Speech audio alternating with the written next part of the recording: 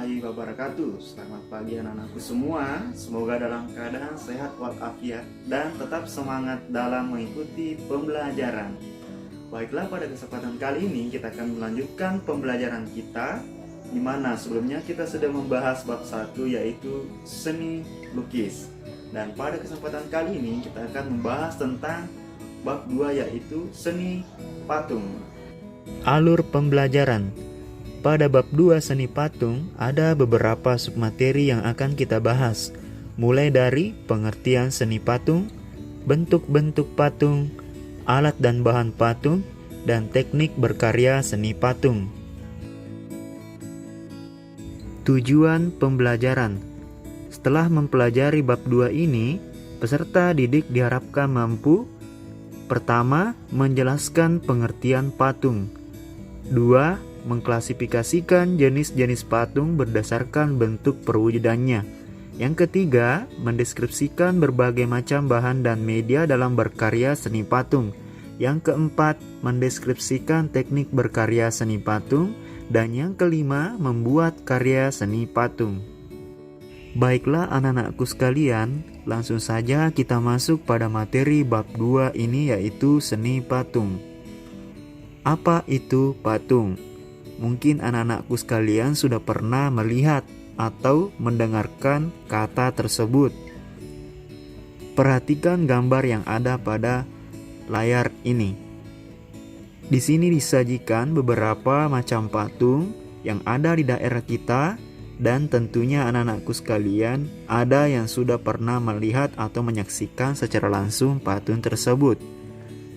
Silahkan diamati, kemudian perhatikan bahan, kemudian teknik dan jenis patung tersebut. Bagian A. Pengertian dan fungsi patung. Tahukah anak-anakku sekalian perbedaan antara seni lukis dan seni patung? Karya seni lukis hanya dapat dilihat dari arah depan saja karena hanya memiliki panjang dan lebar. Sedangkan seni patung dapat dilihat dari segala arah karena memiliki tinggi, panjang, lebar, dan volume. Oleh karena itu, seni lukis termasuk karya seni rupa 2 dimensi, sedangkan patung termasuk karya seni rupa 3 dimensi.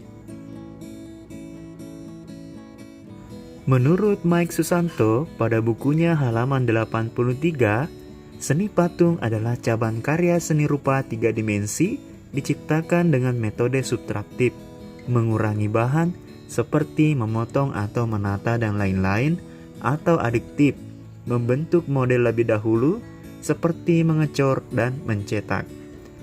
Metode subtraktif digunakan media antara lain semen cor, batu-batuan, dan kayu serta media keras lainnya.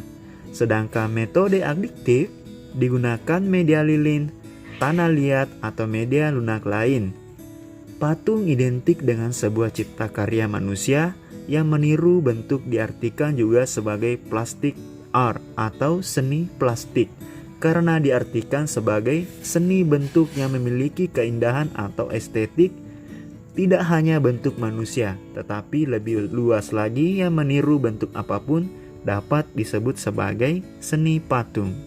Dilihat dari perwujudannya, secara umum berdasarkan fungsi seni patung ada 6 macam, yaitu patung religi, patung monumen, patung arsitektur, patung dekorasi, patung seni, dan patung kerajinan.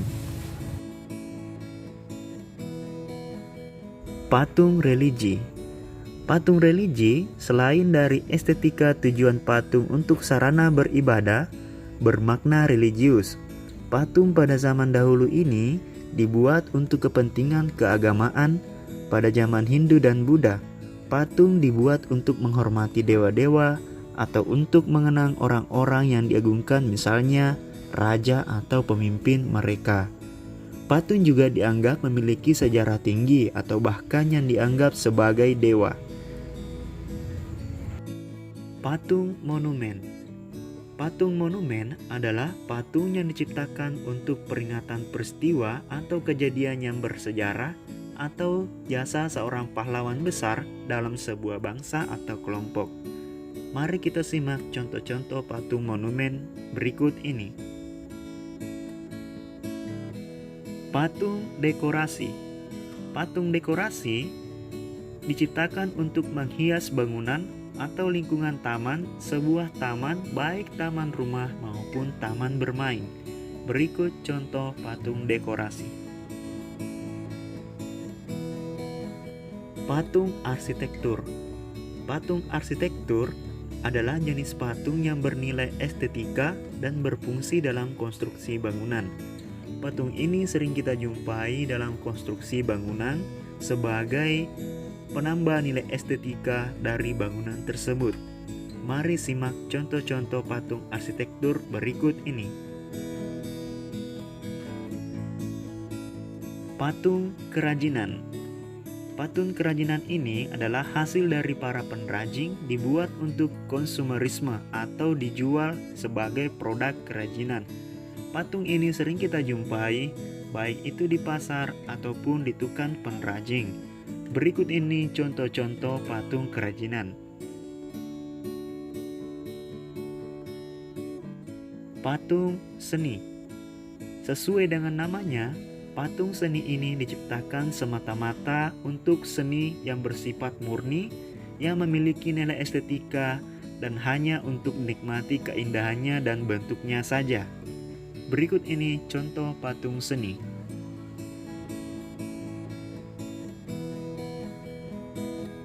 Bagian B. Bentuk dan jenis patung. Dilihat dari perwujudannya atau bentuknya, patung dapat dibedakan menjadi dua macam, yaitu patung figuratif atau realis dan patung non-figuratif atau imajinatif. Patung figuratif atau realis. Patung figuratif atau realis adalah patung yang merupakan tiruan dari bentuk alam, manusia, binatang, dan tumbuhan. Patung ini nyata dalam perwujudannya. Kita bisa melihat contoh patung figuratif yang ada pada berikut ini. Patung non-figuratif atau imajinatif.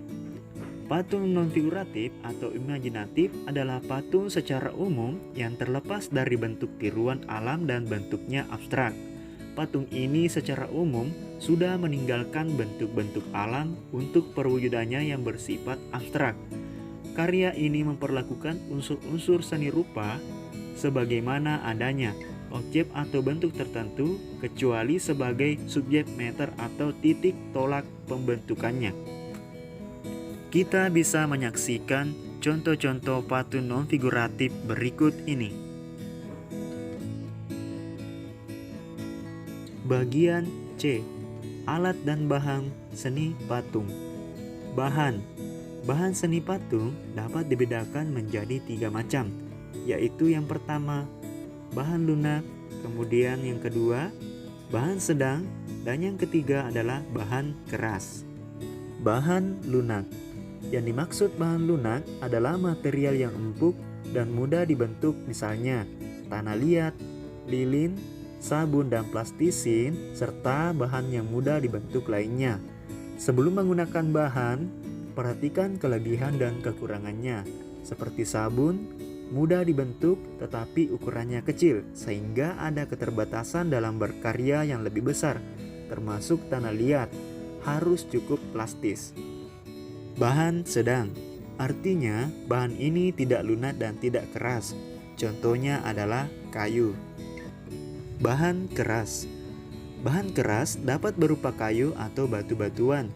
Contohnya seperti kayu jati yang memiliki tekstur yang sangat keras, kemudian batu padas atau batu granit.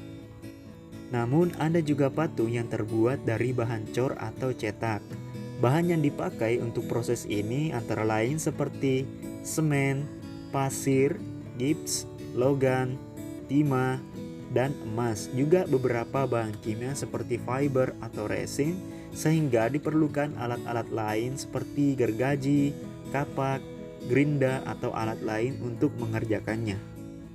Alat. Peralatan yang digunakan untuk membuat patung tergantung kepada bahan dan tekniknya alat-alat yang digunakan. Berikut ini beberapa alat dalam membuat patung. Butsir. Alat ini adalah alat bantu untuk membuat patung yang terbuat dari kayu, dari kawat. Kemudian, meja putar.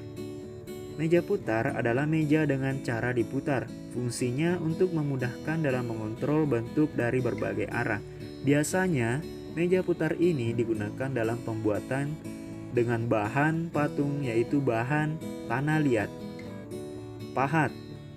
Pahat adalah alat untuk memahat, mengurai atau membentuk bahan batu atau kayu. Palu adalah untuk pemukul atau memukul batu ataupun bagian patung yang keras atau lunak. Sendok. Sendok ini berfungsi untuk mengambil adonan atau menempelkannya pada kerangka patung. Biasanya digunakan pada patung yang berbahan lunak. Alat las atau karbit listrik. Ini digunakan untuk media patung yang terbuat dari besi. Bagian D. Teknik berkarya seni patung. Dalam berkarya seni patung, proses pembuatannya disebut teknik. Yang pertama, teknik pahat, yaitu mengurangi bahan menggunakan alat pahat. Misalnya, membuat patung dan relief dengan bahan dasar kayu dan batu. Alat yang digunakan adalah pahat dan palu. Teknik buksir, yaitu membentuk benda dengan mengurangi dan menambah bahan. Misalnya membuat keramik dengan bahan dasar tanah liat. Alat yang digunakan adalah sudip. Teknik cor, yaitu membuat karya seni dengan membuat alat cetakan kemudian dituangkan adonan berupa semen, gips, dan sebagainya sehingga menghasilkan bentuk yang diinginkan. Misalnya membuat patung, alat yang digunakan adalah cetakan. Teknik las, yaitu membuat karya seni dengan cara menggabungkan bahan satu ke bahan yang lainnya untuk mendapatkan bentuk tertentu. Misalnya, membuat patung kontemporer dengan bahan dasar logam yaitu besi. Teknik cetak, yaitu membuat karya seni dengan cara membuat cetakan terlebih dahulu. Misalnya, membuat keramik dan patung dengan bahan dasar tanah liat dan semen. Bagian E. Teknik membuat patung. Yang pertama, yaitu patung bahan lunak. Teknik yang digunakan adalah teknik pijat, membentuk. Langkah-langkah pengerjaannya sebagai berikut. Yang pertama, buatlah model patung, bisa digambar, yang dibuat sendiri atau dari gambar yang sudah ada. Kemudian, siapkan tanah liat atau plastisin, butsir, air, dan meja putar. Langkah selanjutnya, tempatkan tanah liat atau plastisin di atas meja putar. Meja putar dipakai untuk memudahkan kita untuk membentuk sedikit demi sedikit sambil meja diputar. Kemudian, pijat-pijat bahan hingga mendekati bahan yang diinginkan. Agar lebih mudah, dengan cara dibasahi sedikit demi sedikit, sehingga jika bahan kurang bisa ditambah, sebaiknya bila berlebihan bisa dikurangi. Sedangkan langkah terakhir, setelah terbentuk secara global, sempurnakan bentuk-bentuk dengan alat bantu, butsir, dan sempurnakan pembentukan lebih detail atau sempurna dan dihaluskan. Berikut ini hasil dari teknik membuat patung dengan bahan lunak. Selanjutnya yaitu teknik pembuatan patung dari bahan keras. Teknik ini dengan cara dipahat atau diukir.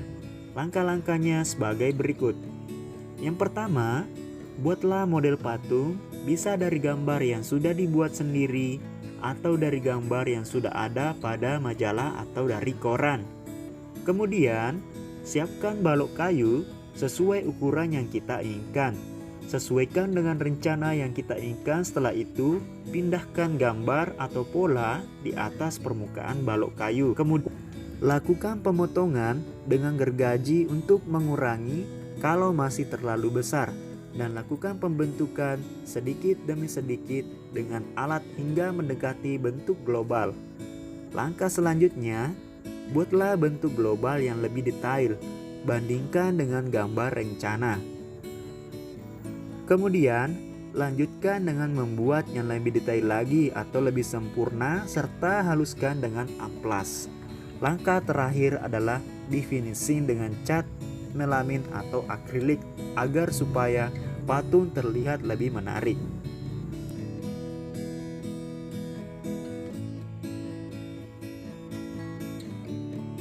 Baiklah anak-anakku sekalian, demikianlah materi yang sempat Bapak jelaskan melalui video pembelajaran ini. Kalau ada pertanyaan silahkan hubungi di grup WhatsApp kita, kemudian silahkan tanyakan apa yang tidak dimengerti. Baiklah, untuk selanjutnya silahkan kerjakan uji kompetensi yang ada pada modul pembelajarannya. Tetap semangat belajar, don't malas, tetap kerjakan tugas yang diberikan oleh Bapak Ibu Guru dan selalu mengikuti pembelajaran sesuai dengan jadwal yang telah ditentukan. Demikian, wassalamualaikum warahmatullahi wabarakatuh.